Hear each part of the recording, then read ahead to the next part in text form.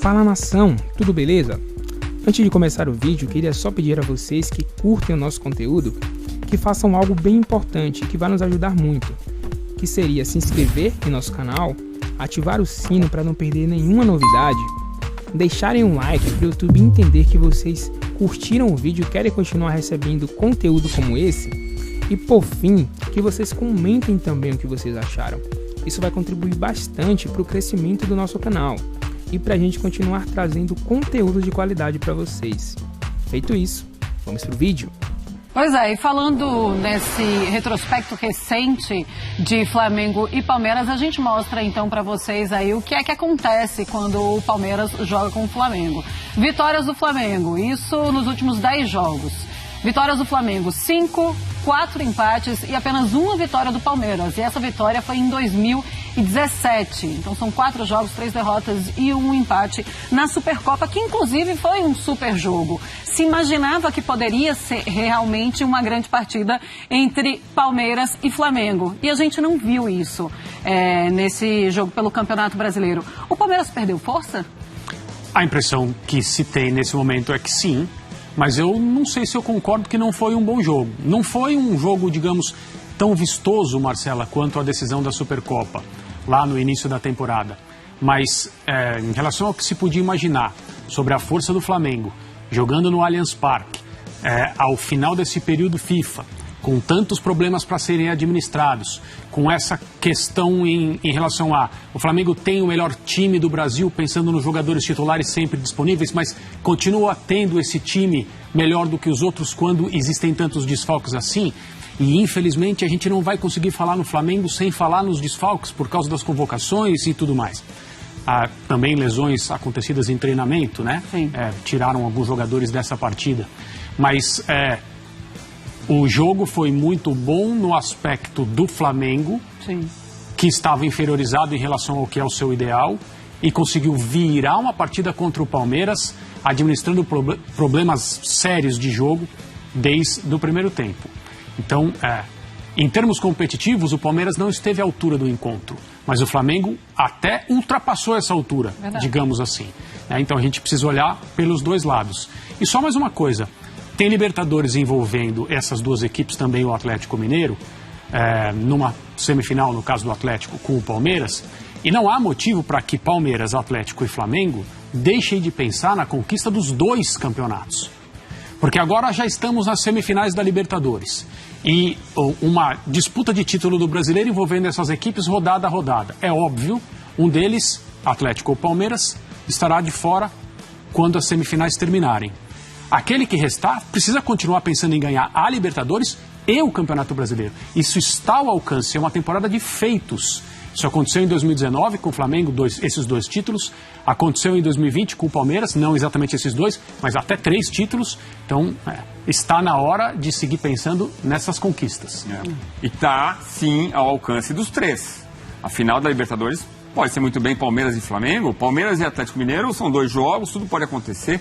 Agora, é o seguinte, Rodrigo, a fotografia psicológica do Palmeiras é de um time que foi derrotado pelo Flamengo, que vinha com muitos desfalques, que durante o jogo ainda perdeu o Arrascaeta, e mesmo assim o Flamengo foi superior. Quer dizer, o momento psicológico... O torcedor rubro-negro, eu recebi um monte de mensagem de amigos meus, estão felicíssimos, porque o Palmeiras nos últimos anos é o grande adversário do cenário nacional. E o Flamengo passou com um time misto, né, para dizer o mínimo, porque até mais da metade do time estava fora. Esse retrato psicológico pode prejudicar o Palmeiras na Libertadores e no Brasileirão? Pode sim. Eu acho que o Palmeiras hoje tem um certo complexo de inferioridade em relação ao Flamengo. Até aí, acho que a imensa maioria dos clubes do país também tem, né? Se você pegar os últimos 10 jogos do Flamengo contra o Corinthians, contra o Santos, contra o Grêmio, contra quase todos os times, o Flamengo, nesse período recente, os últimos 3 anos, né, da era Jesus para cá, ele tem uma vantagem considerável contra quase todos os adversários. Só que o Palmeiras não deveria ter esse déficit tão grande, porque também é um time poderoso, com investimento, e que muitas vezes, nesses confrontos recentes, né, era tido como favorito, porque o Flamengo estava dizimado, chegou a jogar com um time quase que sub-20 e quase venceu o jogo, empatou. no Allianz, né? Então realmente chama a atenção porque nesses confrontos decisivos, Supercopa, né? Tá tomando pancadas mais fortes, 3-0 já chegou a tomar, por exemplo, o que não condiz muito com um time que se defende bem, que é bem treinado, bem organizado. E esse jogo de ontem acho que expôs um pouco das diferenças de elenco. Porque alguns dos jogadores que eram criticados até outro dia no Flamengo, né, começando pelo Ilharão, por exemplo, né, mas Michael, Vitinho, jogadores que são decisivos hoje. E no caso do Palmeiras, alguns dos jogadores que são perseguidos pela torcida tiveram uma partida ruim. Marcos Rocha, Luan, Breno Lopes, né, que eu não sei porque o Abel insiste tanto com ele, tirou o Wesley. Então, essa química, essa fotografia que você falou, no momento pro Flamengo, tudo dá certo. Qualquer jogador pega a camisa do Flamengo, o Renato Gaúcho vai lá e joga bem, decide jogo. E com o Palmeiras tem muitos pontos de interrogação.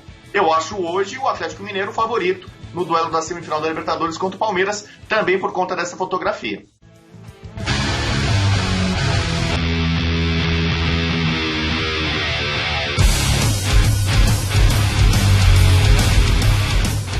Se um dos grandes problemas do Flamengo era o miolo de zaga, agora não tem mais desculpa.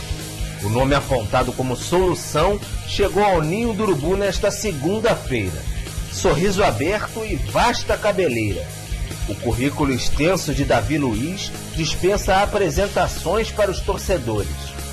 Um veterano de 34 anos que garante estar renovado ao vestir rubro-negro. Pronto para assumir o desafio depois de mais de década de sucesso no futebol europeu. Uma decisão demorada, mas muito bem tomada. Acho que é mais um grande desafio na minha vida, onde eu entendi durante a minha caminhada que é o que eu sempre gostei. É o que sempre me fez ter oxigênio de ir em busca. São as grandes coisas, os grandes desafios, as coisas difíceis. E isso foi o que me fez tomar essa decisão. Minha decisão é voltada para aquilo que Deus tem na minha vida como propósito e para aquilo que eu sinto dentro do meu coração. E assim, eu sei que estou sempre tomando a decisão correta. Desde o primeiro instante que eu senti a torcida do Flamengo, desde o primeiro instante que eu consegui sentir o amor dessa torcida, mesmo não sendo um jogador do Flamengo, isso tocou meu coração e isso me faz estar aqui hoje. Davi é o quinto zagueiro do elenco de Renato Gaúcho. Chega com carimbo de titular indiscutível ao lado de Rodrigo Caio. O companheiro ainda tenta voltar a campo depois de mais de um mês de trabalho de reequilíbrio muscular. Vê de longe a dupla formada por Gustavo Henrique e Bruno Viana superar desconfianças e ter boas atuações como ocorreu diante do Palmeiras. Léo Pereira é outro que também retomou confiança ao atuar mais protegido. Acho que minha adaptação vai ser muito fácil. Já conheço inúmeros jogadores do elenco, mas dá para ver o que se exala dentro dessa equipe. Exala alegria, compaixão, a harmonia. Então é muito fácil você se adaptar quando você entra numa atmosfera que já está totalmente realizada num contexto positivo. Davi Luiz mal chegou. A camisa 23 nem mesmo entrou em campo. Mas a esperança de um Flamengo mais seguro e eficiente na defesa já é quase palpável no Ninho do Urubu. O André, eu gosto quando ele fala assim, eu poderia ter escolhido um lugar para ter um pouco mais de paz, mas eu escolhi vir pro Flamengo. E só digo uma coisa, se o Flamengo continuar jogando o que está jogando, a paz é garantida fora a alegria. Ele sabe disso, né? Sabe. Quando ele fala um pouco mais de paz e um pouco de alegria também, está pensando em seleção brasileira também. E sensacional a mensagem para o Euclides, que começou uma campanha na internet, né, para... que o Flamengo fosse atrás do Davi Luiz. Parabéns para o Euclides, ganhou fama nacional, né? E ontem ele também deu uma declaração interessante. Ele disse, eu estou até em vantagem em relação aos meus novos companheiros, porque eles passaram pelo momento de transição que o Flamengo passou, fim do trabalho do Rogério, começo do Renato, o Flamengo decolou de novo e agora ele já chega aí, ele vem naquele esquema de filme de ação, né? Ele vem no avião ao lado e pula. Ele já entra no avião que já tá lá em cima. Na janelinha. Não precisou nem correr ali na terra, não, para pular no avião, não, já estava no ar. Agora, André é o melhor zagueiro do Brasil, do Flamengo, acho que não tem nenhuma dúvida, do Brasil também, eu fico pensando no Gustavo Gomes. Da última imagem, eu não consigo ver um zagueiro mais competente do que o Gustavo Gomes atuando aqui no Brasil. O Davi Luiz não joga futebol faz tempo, evidentemente. O período mais recente da carreira dele é um período marcado por muitas críticas sobre as quais nós já falamos tanto, a questão de ser pego fora de posição, eventualmente largar o jogador que ele deveria marcar. Num Arsenal que também veio mal, não? Muito mal, e nenhum jogador pode ser analisado fora, né, desse aspecto coletivo que é determinante. O futebol é isso, né? É claro que as atuações individuais elas são muito valorizadas ou desvalorizadas, mas as atuações das equipes é que precisam ser analisadas e o papel de cada um. Isso dito, o Davi tem condição de ser um jogador que se encaixa perfeitamente naquilo que o Flamengo pretende, né? Com a recuperação do Rodrigo Caio, me parece que essa vai ser a zaga que o Renato Gaúcho vai tentar formar como titular, pelo menos principal, quando todos os jogadores estiverem à disposição. Eles dois têm muita capacidade técnica, não vejo motivo para um não se adaptar às características do outro, se conseguirem jogar juntos e treinar juntos o tempo suficiente. E o Flamengo tem mais uma cartada para dar no futebol brasileiro com a chegada desse jogador. Não só do ponto de vista da entrada dele no time e nos problemas que ele aborda e potencialmente soluciona, mas também, como a gente falou ontem aqui no Sport Center, o impacto quase automático com o torcedor do Flamengo, o relacionamento que pode se formar, já começou a se formar com essas frases, essas mensagens diretas para a torcida. Então ele pode, como se diz, cair nas graças da torcida rubro-negra bem rapidamente e provavelmente de forma definitiva. Já tirou foto com o William Arão, os cabeludos do Mengão, mas é isso. Na apresentação do Davi Luiz, o vice-presidente de futebol Marcos Braz falou sobre outro possível reforço. Será? Daniel Alves? Fala, Braz. O Flamengo não tem nada a ver com o problema do São Paulo com Daniel Alves. E o Flamengo está sempre atento ao mercado e sempre atento às oportunidades do mercado. Eu canso de falar isso, as pessoas cansam de perguntar se está fechada a janela, se não está fechada a janela. Pouco provável das janelas estarem fechadas para o Flamengo. O Flamengo está sempre atento às oportunidades de mercado. Isso aí não quer dizer absolutamente nada em relação ao Daniel Alves. O Flamengo não tem nada com esse problema em relação ao São Paulo, não sei nem se tem problema. Enfim, essa é o que eu posso falar.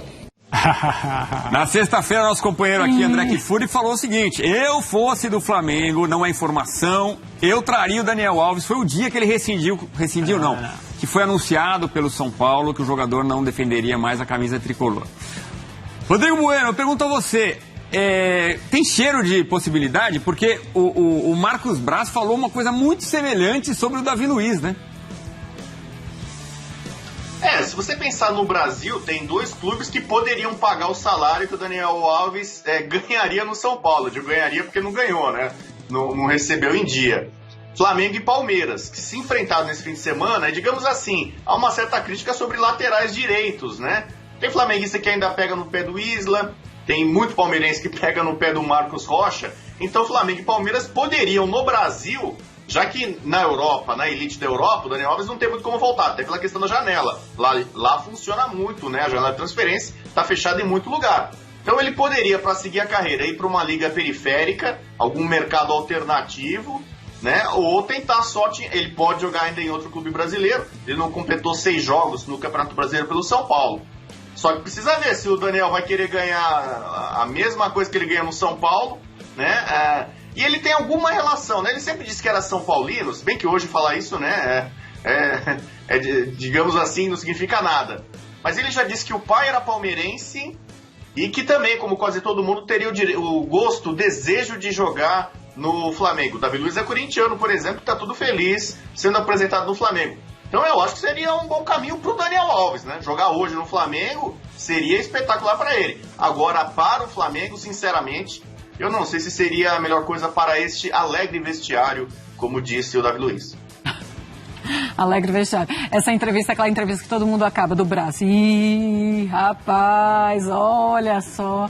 Fala, André. Marcela, ele jogou 6 partidas por um motivo bastante específico. Verdade. Ele pretende continuar jogando no Campeonato Brasileiro, ou pelo menos pretende ter essa opção, né? Não há outro motivo para ele não ter feito a 7ª partida pelo São Paulo. Então ele considera isso. Ele pode jogar em outro lugar, fora do Brasil? Evidente que sim. Mas essa opção continua sobre a mesa. Se o fato de ser declaradamente São Paulino vai impedi-lo de assinar, por exemplo, com o Palmeiras, que talvez possa ter interesse nele, essa é uma outra coisa. Eu só achei a explicação, a resposta do Marcos Braz um pouco longa demais. Tá explicando demais? Fiquei um pouco curioso. Mais cedo, Pascoal no Futebol na Veia também deu a informação de que ele foi oferecido ao Palmeiras. Também, se isso pode acontecer, pode dar em algo, a gente também não sabe. A gente vai para o nosso primeiro intervalo aqui neste Sport Center. E foi isso, meus queridos amigos. Se você gostou deste vídeo, deixa o like, comenta, se inscreve e ative as notificações. E nos vemos no próximo vídeo.